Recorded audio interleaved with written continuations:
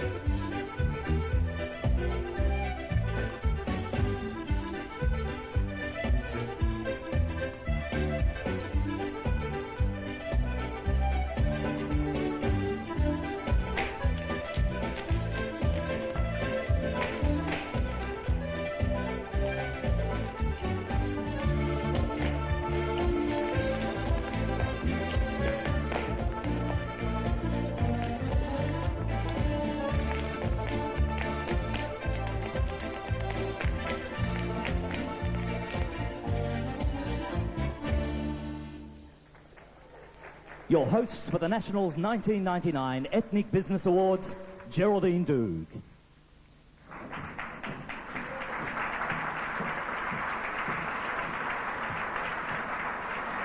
Entertainment at its best. Ladies and gentlemen, please show your appreciation for Swing City and our traditional international dancers from around the globe.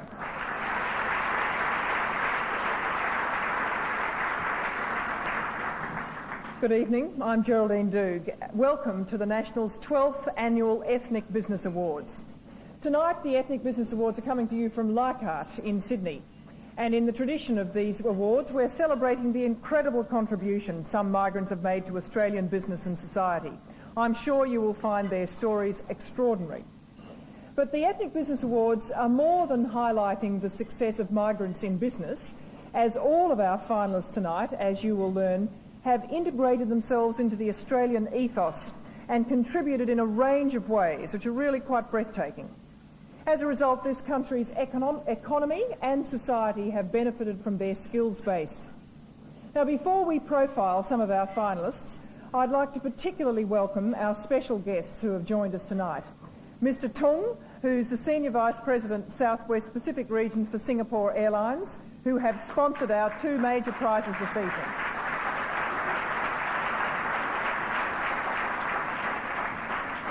Also, Senator the Honourable Kay Patterson, who's Parliamentary Secretary to the Minister for Immigration and Multicultural Affairs, and she'll represent both him and the Prime Minister, Mr Howard. And we'll hear from Kay Patterson later this evening. And we also welcome Anthony Albanese, who is the Federal Member for Grayndler and the Parliamentary Secretary to the Shadow Minister for Family and Community Services. And also Carla Zampatti. We'll do them all at once.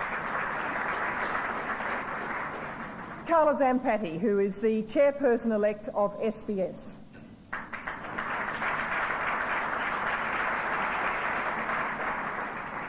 And of course, Judges Sir Nicholas Shahady, who has been the Chairman at SBS now for the past 17 years and a judge for these Ethnic Business Awards since its inception.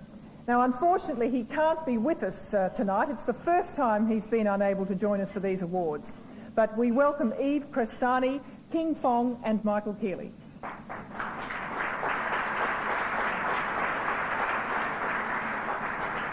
Now, our judges have made decisions on finalists in 2 categories: businesses with a turnover of less than $5 million and those with a turnover of more than $5 million. And during the evening, we'll meet all the finalists and we'll announce the national winners in the 2 categories. The current CEO and Managing Director of the NAB, Frank Zacuto, has community spirit extremely high on his agenda, and I'd like you to welcome now, please, the National's Frank Zacuto.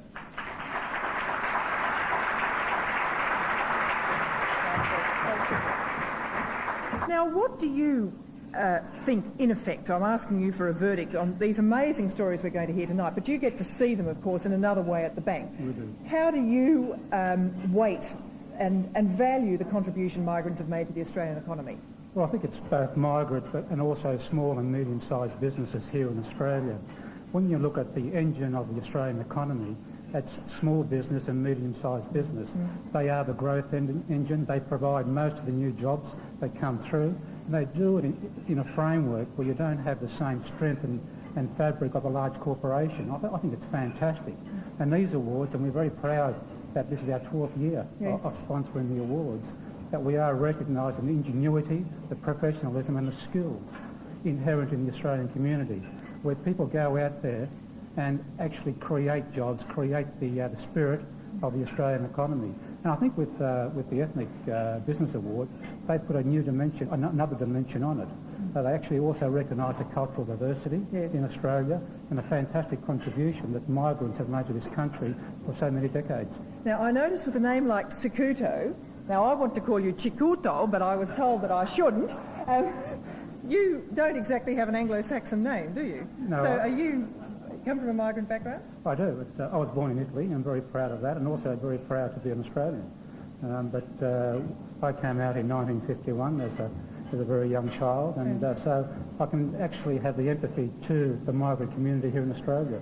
What my parents went through, what my sister and I went through. For them? Yeah, it wasn't all that easy back in the 50s for migrant families, and I learned very early on that Chikuto wasn't easy to say for Australians, so I Australianised it to Zacuto, and I found that much easier. Look, given our circumstances in Australia at the moment, given our time in history, how do you think a big bank like the NAB can usefully interact with the community? You know, how can it realistically unfold? Because it's not necessarily an easy relationship, is it? No, it's not. Historically, people think that the normal relationship is between government and community.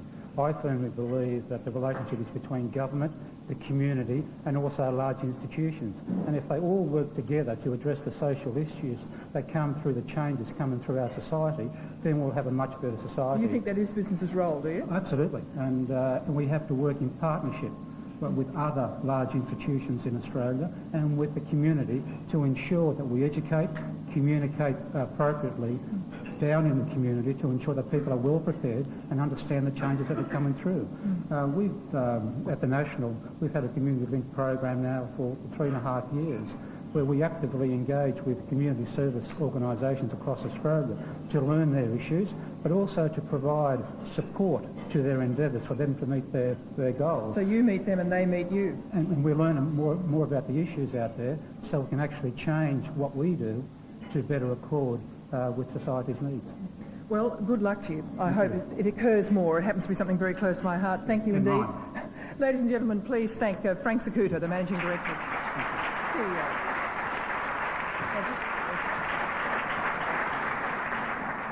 Well, now to our first finalist in the category $5 million and under. Sue Ismail had a rather rough introduction to this country, I'm afraid.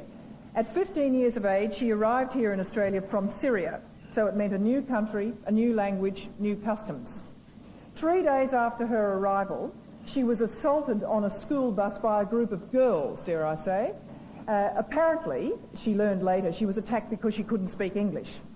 Now, that unsavoury incident made Sue even more determined to make an impression in her new country.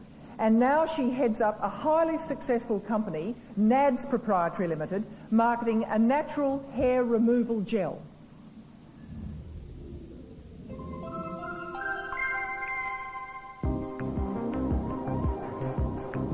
The seed of drive, desire and determination was planted in my head by my parents from a very young age. I've always known that one day I'd become someone and achieve something worthwhile. The decision to develop a natural hair removal product stemmed from Sue's desire to help her daughter. One of my daughters had an unwanted hair problem from a very young age, and I was desperate and determined to solve her problem. With no chemistry or scientific training, Sue began her research in her kitchen, experimenting with various formulas. I was looking for a safe, effective, gentle, non-heating and non-chemical product, and that is what I have. This is a family success story. Daughter Natalie was the inspiration for the product, and older daughter Nadine provided the product name. Sue's brother Suel designed and built the production equipment for the Sydney factory, and in the early days, husband Sam was the guinea pig. I had to test these formulas almost every night, and I'd end up chasing him around the house, trying to grab a part of his leg or arm just to test these products on. It was quite hilarious. Sue is now marketing her product around the world, with exports making up 60% of her business. We are diversifying. We would like to get into other products, other formulas, and the sky's the limit. Ladies and gentlemen, would you please make welcome Sue Ismail.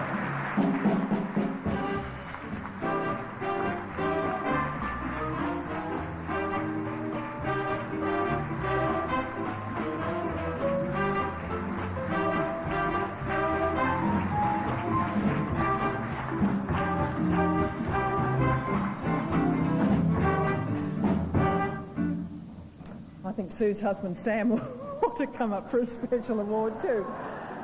Yes. Now, when Raymond Lung, a qualified accountant, was retrenched back in 1989, he spent 6 months looking for work. He was happy to try anything, but I'm afraid no one was willing to take him on and try him at anything. That period was very tough on Raymond and his young family, and he decided to look for an opportunity to set up his own business. In 1990, he mortgaged the family home and he borrowed $150,000 to form a joint venture with a Sydney-based spring water company. Now, when his Sydney partner departed due to financial difficulties, Raymond and his wife took over the business.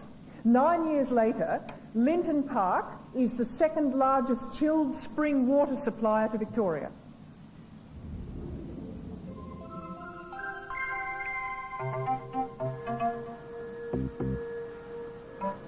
Raymond Lung is justifiably proud of his achievements as he supervises production in his custom-built Melbourne factory.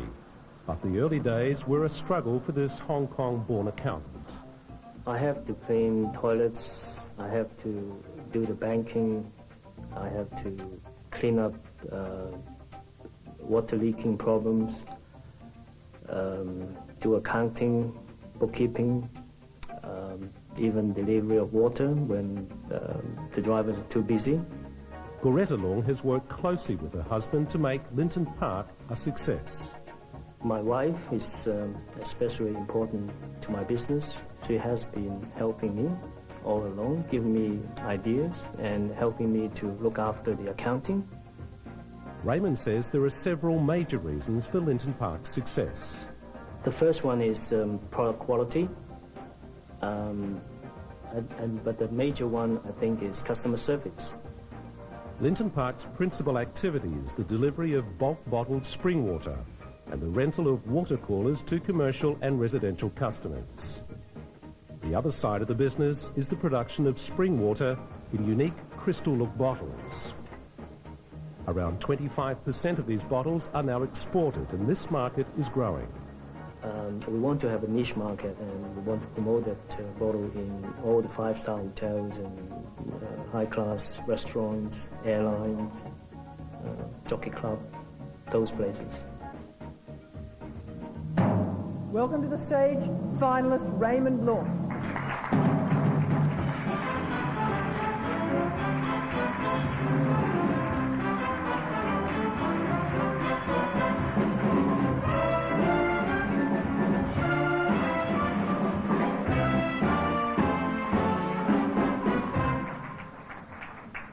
And now to our next finalist in the category $5 million and below. When Malaysian-born Sim Haywood was completing her hotel management studies in Melbourne, she was offered a chance to work at a major hotel for her industrial training year.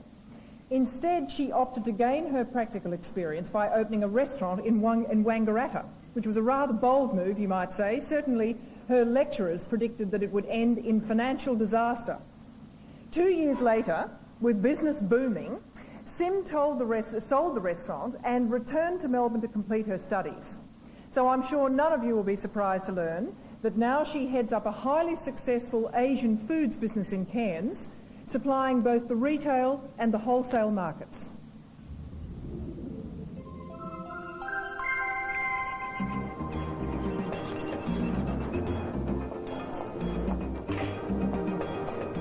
Asian Foods Australia Proprietary Limited is a far cry from that first venture, a Chinese restaurant in Wangaratta. We went to a bank, we didn't have any money. All we had was a $700 car. We went to a bank and said we want to open a restaurant. And the bank manager said, if it was any other restaurant other than a Chinese restaurant, I would say no. In 1981, Sim and Daryl Haywood called into Cairns on a drive around Australia, decided to return to work in the hospitality industry. 8 years later, they opened their first shop, catering mainly for the increasing number of Japanese visitors. You know, everyone was going for Japanese food and Chinese food and other Asian food, and there was not a place anywhere that was catering to that need. Sim began to market her own curry pastes, and then the top restaurants and hotels began to order produce. That was the start of the wholesale side of the business. We probably supply about 90% of the market, and every five-star hotel that is in the area. This is a combination of chilies and herbs. Sim now even has her own cooking spot on local television. With increasing competition, the Haywoods are concentrating on promoting their own products both locally and overseas.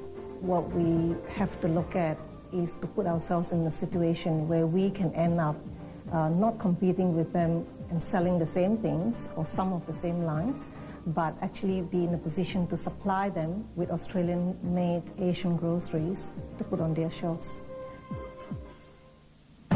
Ladies and gentlemen, Sim Howard.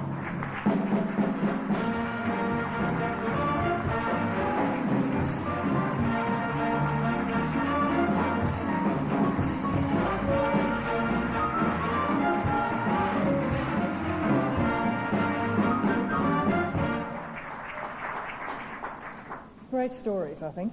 The next nomination in the under $5 million category is Ultraplast Proprietary Limited, which is a company which produces plastic bottles, jars and containers. Now, the driving force behind the company is Pat Taptopoulos, who arrived in Australia 24 years ago. This is another of those successful family business stories, and there are plenty of those tonight, as there always are at these awards. Initially, Pat and his wife Anna ran the business. Well, now their daughters are working in it full-time.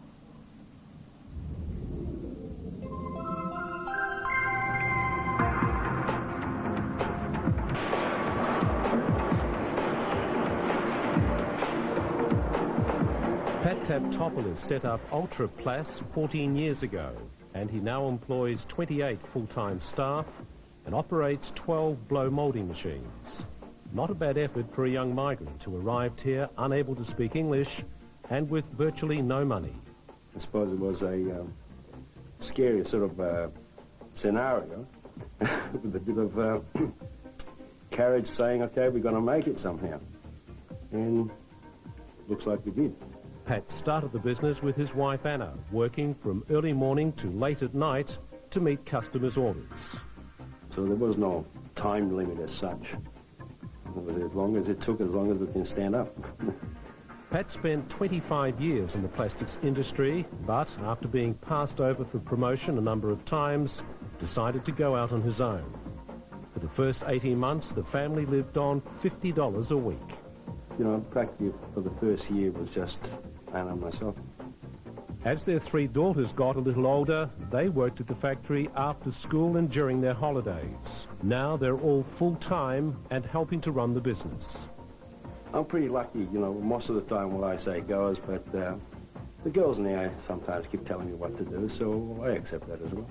You're proud of them, though, aren't you? Very proud. Very proud. I never said no to a challenge. I don't think anybody can say, I can't do this unless they really have given it a good go. Would you please welcome to centre stage, Pat Taptopoulos.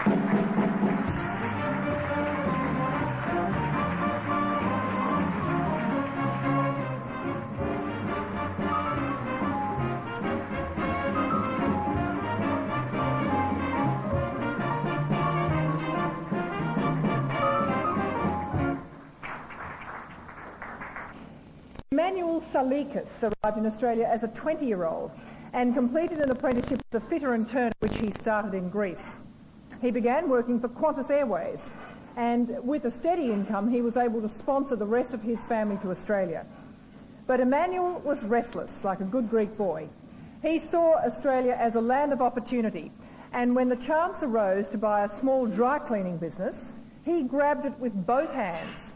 Now he's the managing director of Valatel Commercial, servicing Sydney's leading hotels and restaurants.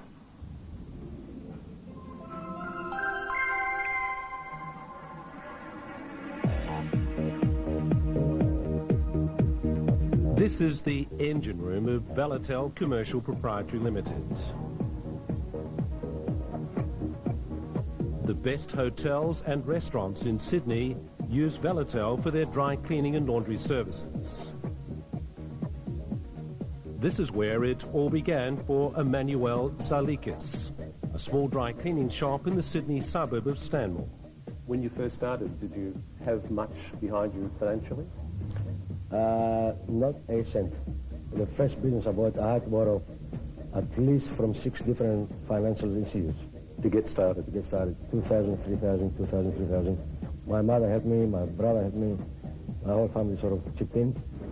Valatel is another successful business where the family plays an important role. Son Paul is being groomed to eventually take over, and he's proud of his father's achievements. You know, not to feel special in any way, but a lot had to do with me.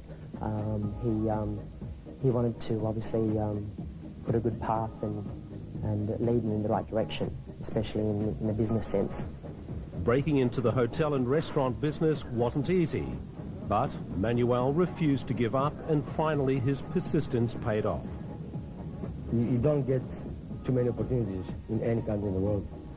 I think this country, it's open for everybody. There's no favors. You deserve what you get, and you get what you deserve. Would you please welcome Emmanuel Salikas.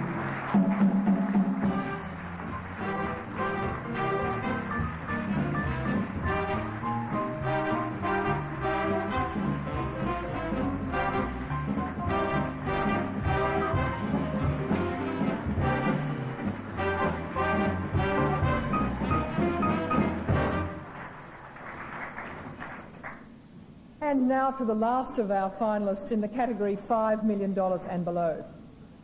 12 years ago, American-born Howard Rubin and his wife were living in Europe, and they were growing herbs.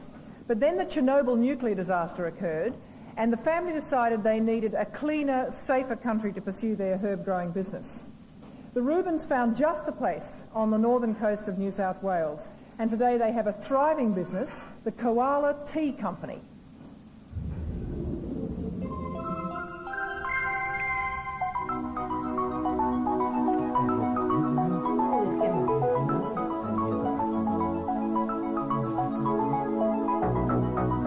In the wake of the Chernobyl disaster, Howard and Al Rubin began their hunt for a new country. And it was then they noticed a newspaper advertisement. It said, "Would you like to be a business migrant to Australia?" And I turned to Al and I said, "Hey, look at this, Australia wants us." Soon after arriving in Sydney, the Rubins drove north and fell in love with the countryside around Lismore.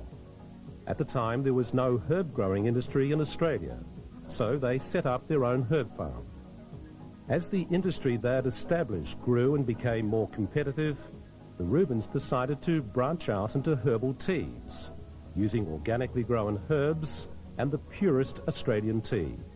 We were always export-oriented. I mean, when we first designed the product, we looked at it and we said, look, this has to be able to sell overseas. Every packet of tea has its own distinctive koala picture. One of the most sought after is the No Worries brand, featuring a rather laid-back koala on a surfboard. The Japanese love it. I mean, sometimes I think they just buy our tea just to take home a picture of a koala, you know. They just love it. Howard attributes much of his success to using the finest quality tea, distinctive packaging, and the blending of the herbs. So we've been able to create a mood. We've given it a little picture, we've given it a name, we've given it a color, and then we've blended the herbs to match it. So it's a complete product.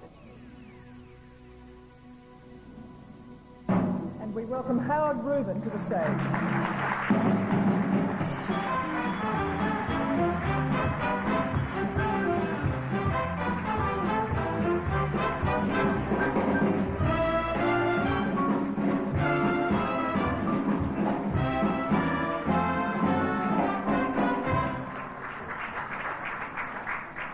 Well, we now move to the category for the finalists in $5 million and above. Over the past 36 years, Zizzy Dardalis has established his company Marathon Food Industries as the largest producer of dim sims in Australia. Not a bad effort for a young butcher who arrived here from Greece with only a few pounds in his pocket. And it's not only dim sims, Marathon Foods produces a variety of products including spring rolls and pastizzi, supplying the major supermarket chains and food service industry in general. Zizzis, or Jack, as most people now call him, in typical Australian way, is now looking to expand his business even further by increasing his export sales.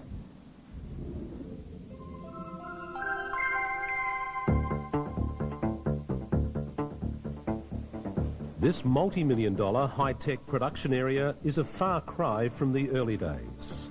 Jack Dardalis started this business in the garage of his Melbourne home with a staff of 4.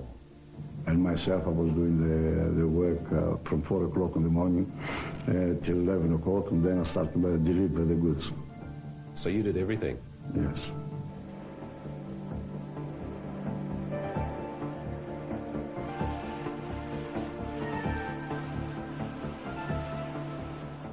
What was your working capital back then? What did you start with? 105 quid. That's $210. As the business grew, Jack moved to new premises.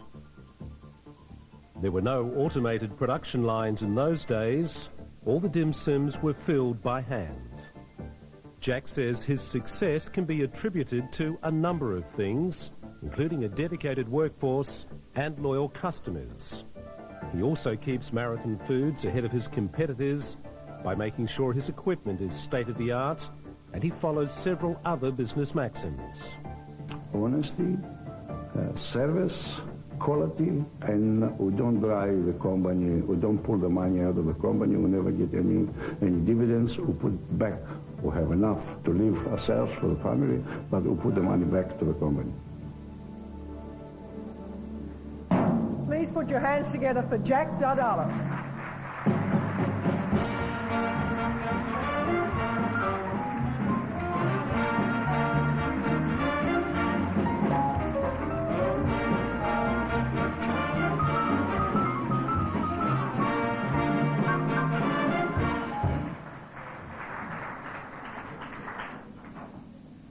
When Giovanni Angelucci arrived in Australia in 1964, he began working as a labourer in Sydney. He was pushing barrow loads of concrete on building sites. His workmates quickly changed his name to John, and he's been known as John since then. English has always been a bit of a problem for John. He only had 3 years of school, but that hasn't held him back in the world of business, as you'll see.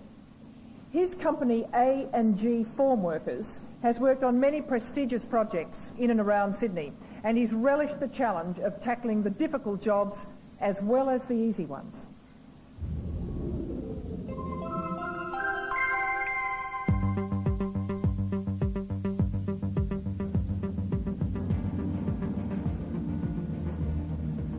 A&G Formworkers has been involved in the building industry for the past 30 years and has completed formwork constructions for hundreds of projects, including this magnificent spiral staircase at the Garvan Institute in Darlinghurst.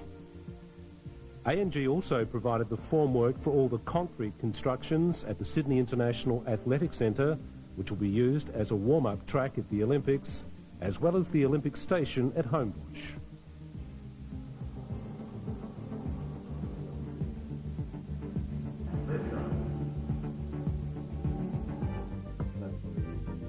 John Angelucci is keen to credit his success to his team. I respect my people work for me, like my wife or my son. Like your family? Like my family. And John's family are also heavily involved in the business. His wife Wanda has been with him from the start. And now his daughter Daniela and son Alex are continuing that tradition. Although John himself is a humble man, it's obvious he takes tremendous pride in his achievements. I never realized what I achieved. You didn't realise what you'd achieved. You really get that much sense of pride out of looking at your work. That's right. So when the Olympics start, how will you feel about all those people using your railway station? It's not mine. Only the way I finish. That's all. No, that's not mine. Yeah. But that will give you some pride too, to think that people are using something that you helped to build. That's right. Yeah. Ladies and gentlemen, please welcome to the stage Giovanni Angelucci.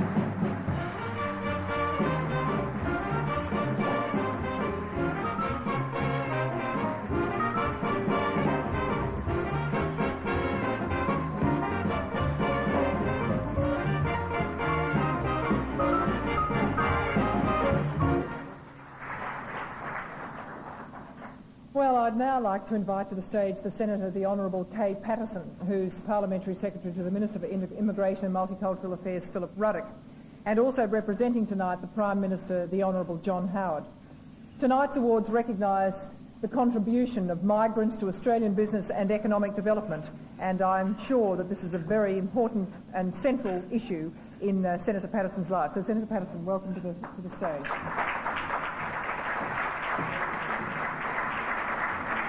Now, I understand, Senator, that you have personal experience of the contribution that migrants have made to Australian life. Well, Geraldine, like you, I was born in Australia, but my grandmother, when I was a small child, sponsored Italian migrants to her boarding house, and I spent most of my young life with young Italian migrants. I'm sure some of Frank's friends might have been part of that. And also, my father has a small manufacturing business, manufacturing artist paints and poster paints. And the overseas-born people working in his business make an enormous contribution. There are lots of individual stories, so I'm sure those of us born here have been touched by many migrants, either personally or through our business. So, yes, I've had enormous contact with them. But, of course, we've had 6 million migrants since post-war, and there are 6 million stories, and we've heard 10 of those tremendous stories here this evening. Yeah, I mean, if I asked you how you'd best characterise the contribution that they've made, I mean, what's your particular take on this? Well, I think diversity would have to be the answer, but just watching the awards, a Greek making his mark, making dim sims, have to say something about diversity in Australia.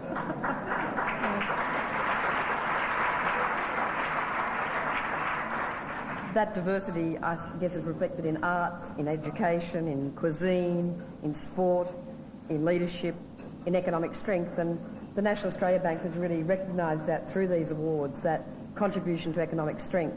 We've seen recently a survey which Minister Ruddock, the Minister for Immigration and Multicultural Affairs, commissioned 1,500 migrants from 40 countries who've come here since the early 1900s. And it was shown that those businesses had an average net worth higher than average Australian businesses, were higher employers and more financially viable. And it was a tremendous contribution. And skilled migrants coming here in the last financial year bought $6 billion and created about 6 jobs each. So it's a tremendous story about productive multiculturalism. Well, thank you very much indeed for outlining all that tonight. Thank you. Ladies and gentlemen, please thank Senator Kay Patterson. When Domenico Marocco arrived in Australia as a 21-year-old, the only job he could find was as a farm labourer.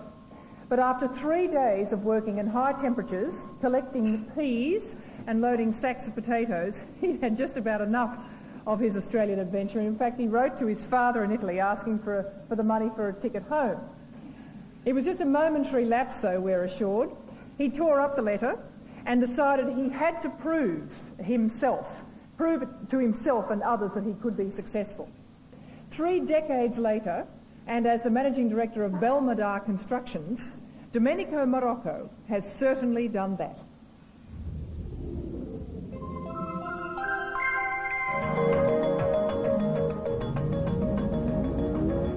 Domenico Marocco wasn't surprised he ended up in the building industry.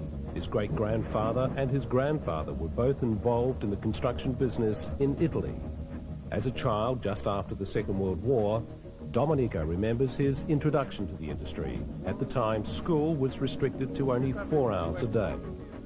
The rest of the day I spent with my grandfather fixing all the house bombed by the war, which I think was a very good start. And then he started to get new blood. After his short and unhappy time working as a farm labourer, Domenico became a welder and then a plumber.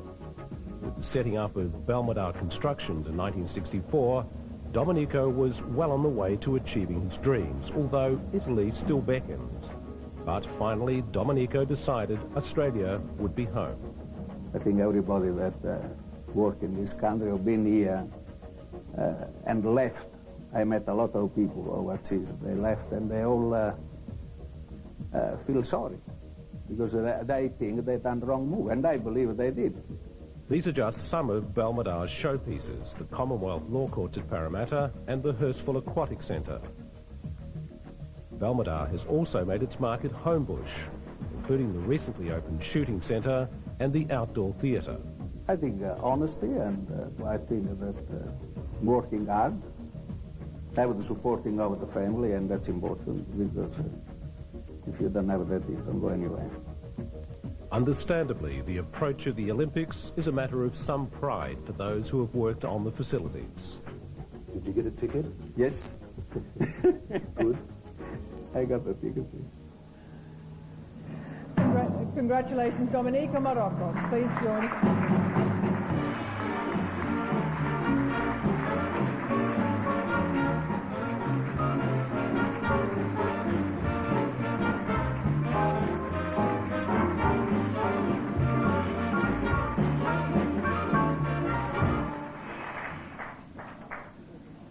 Now, we often hear of migrants who had a tough introduction to Australia, and our next finalist is no exception. Sam Garozzo's father died when he was 6, and 14 months after he arrived in Australia as an 8-year-old, his mother died. And it doesn't stop there. With the outbreak of war, Sam's stepfather was interred for 4 years, and 12-year-old Sam had to leave school to look after the family cane farm. Now he heads up Garozzo Agencies, which is the largest food service manufacturer and distributor in North Queensland and Cape York.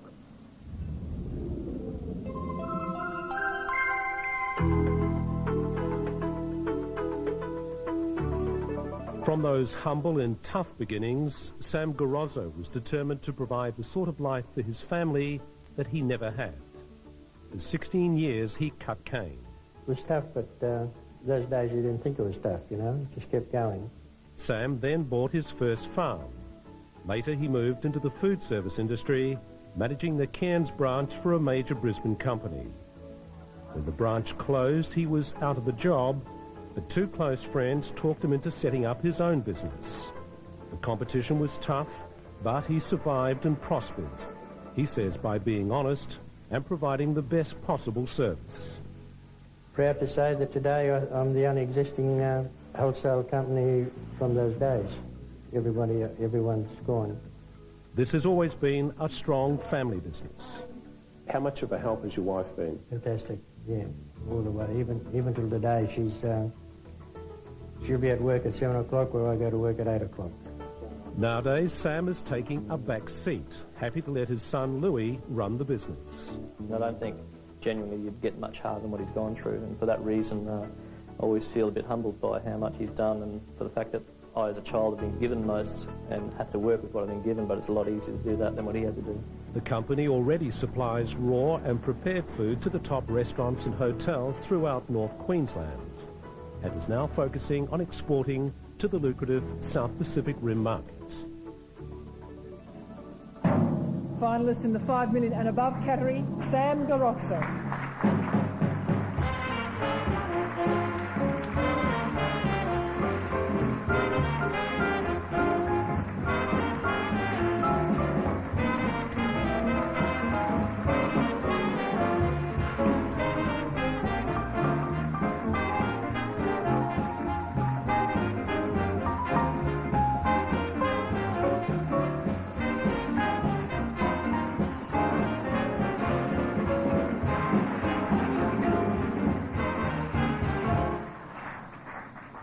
Well, trying to select one winner from each category would have been a difficult enough task for the judges. I'm glad I wasn't in their shoes. Let's take a quick look at the finalists in the category of $5 million and under.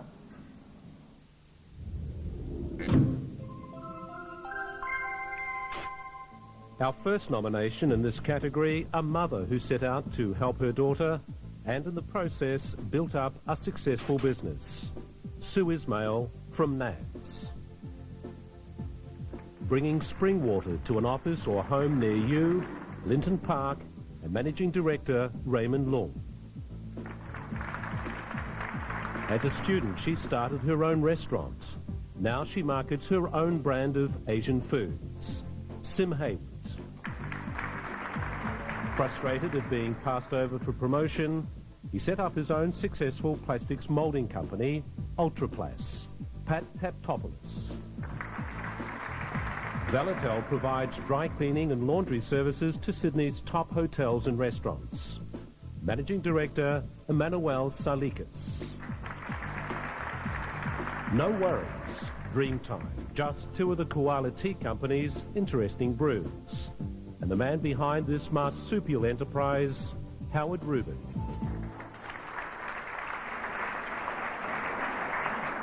And ladies and gentlemen, I'm joined again by Frank Sacuto from the National for the announcement of the winners.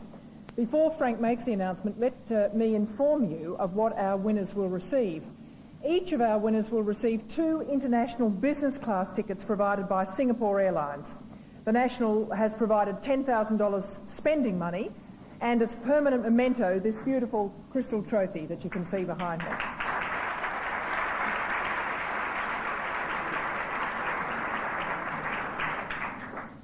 Now, Frank, maybe you would care to break the suspense with the announcement $5 million and under. Thanks, Geraldine. My pleasure to announce that Sue Ismail is the...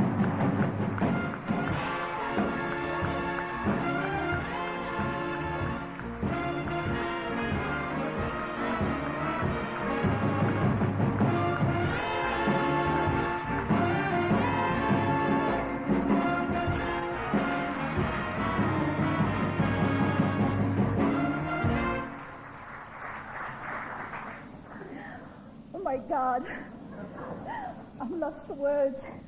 I don't know what language to speak. First and foremost, I'd like to thank my mighty God for taking me from one part of the world and placing me in the greatest country in the world, Australia.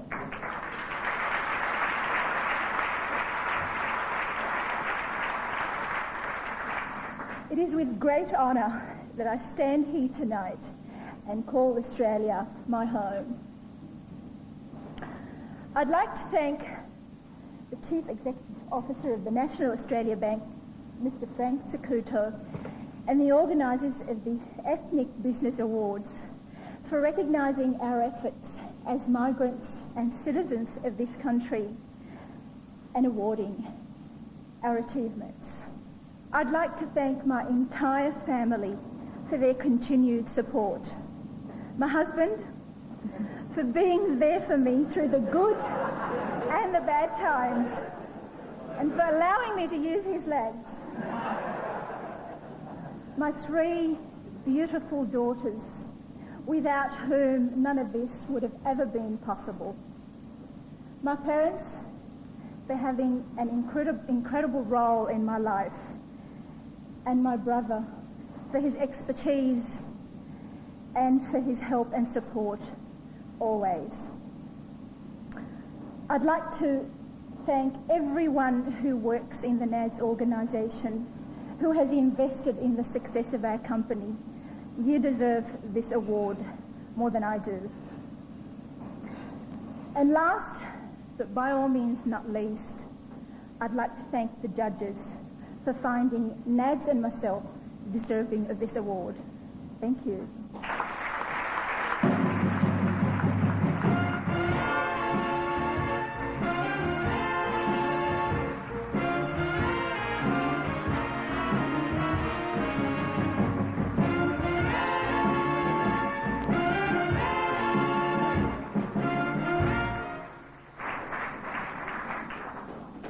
Well spoken, Sue. Thank you very much indeed. And now, Frank, for the category $5 million and above. The first nomination in the more than $5 million category, and talk about multicultural, the Greek migrant who made his name in the Chinese food market, marathon man Jack Dardalis. If you're one of the lucky ones with a ticket to the Olympics, this will be the end of the line, the Olympic station. And helping to make it all happen, A&G Formworkers and John Angelucci. Another company that's been busy at the Olympic Stadium, Belmedar Constructions, under the proud and skillful guidance of Domenico Morocco. He lost his parents when he was a boy and cut cane for 16 years. But now he's a major player in the food service industry.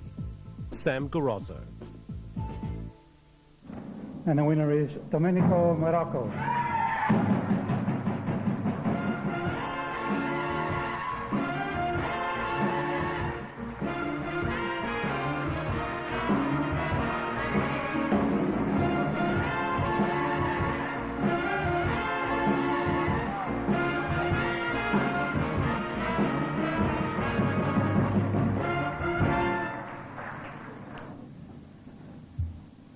It's an honor and privilege to receive an award like this. Sorry, first I should address Senator Peterson, the Shadow Minister Albanese, distinguished guests, ladies and gentlemen. Now I start. It's an honor and privilege to receive an award like this, and especially today, because 40 years ago, on the 2nd of December 1959 was my first day in this great country.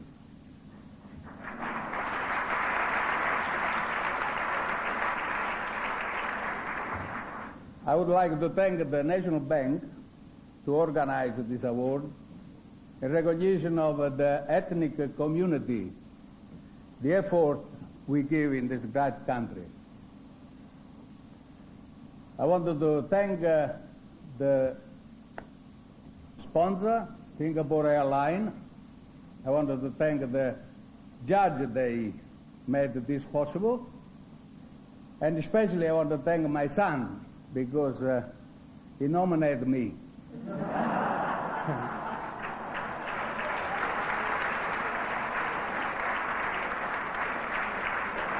Without my knowledge, with a great secrecy. And one night he came home and he put all the family together that he had to give this great announcement. Everybody thought, because my daughter-in-law is expecting, that he was going to have a twin.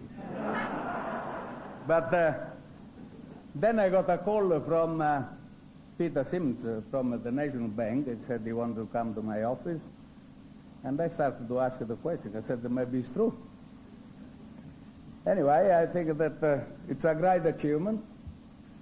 Finally, I wanted to thank my wife because it's been my great support in my business life, and my kids that during the years maybe they had to be fatherless, some school function and all those sort of things. But it's nice to be here tonight. and be recognized for this. Thank you very much, and God bless.